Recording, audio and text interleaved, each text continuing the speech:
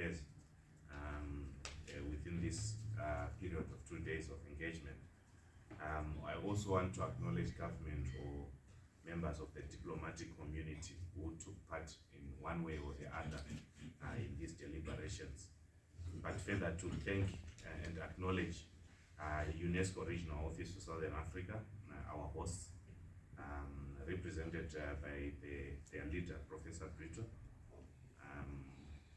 It would not have been possible to roll out this campaign without such generous support.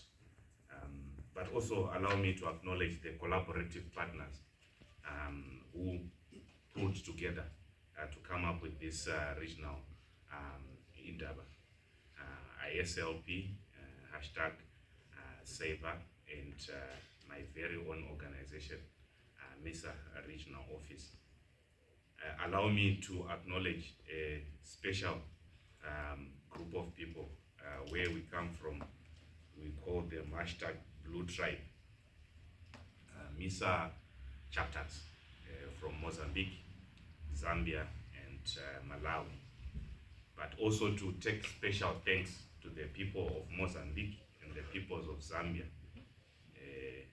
I think another set of people is missing from Tanzania, whom without their support and solidarity, the liberation struggle was going to take longer in the Southern African region. It was because of the peoples of Tanzania, Zambia, and Mozambique's generosity that we moved with speed, and then to leapfrog into discussions around the rights agenda, which we are now into. Our distinguished resource persons, Madam Facilitator and Rapporteur, for the great work you have done, distinguished participants. Ladies and gentlemen, we conclude this very successful meeting. I do not doubt that following the intense work of the past 2 days, that which we have achieved through genuine collaboration and meaningful solidarity in advancing the cause of people-centered advocacy in Africa. You boldly stated that meaningful collaboration in our region, the broader continent, and the global order at large unlocks the best in the collective in tackling otherwise highly complex problems in the most cost-effective and efficient manner.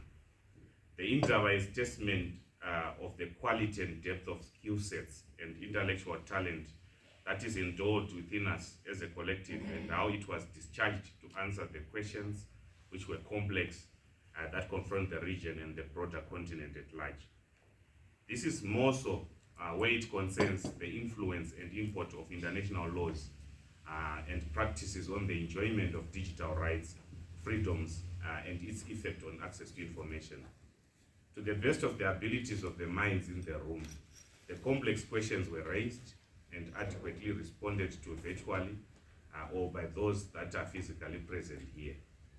To us as at MISA, it is critically important to reflect and introspect on whether the resolutions or key takeaway points respond or address to the following.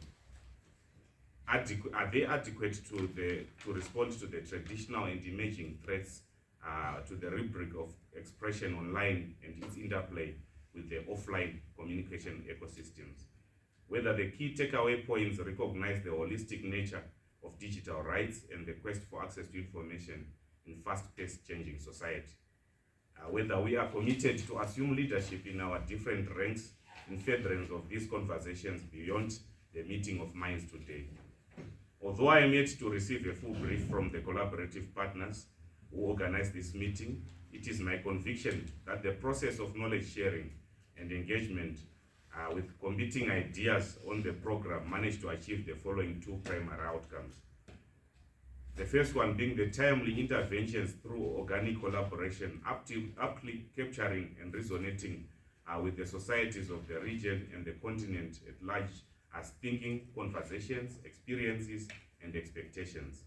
And secondly, will serve as the most realistic and solid foundation for the region and the continent to accelerate people-centered advocacy in defense of digital rights and the right to access to information that is credible in the age of information disorders. With these few remarks, ladies and gentlemen, allow me to leave the stage. Thank you.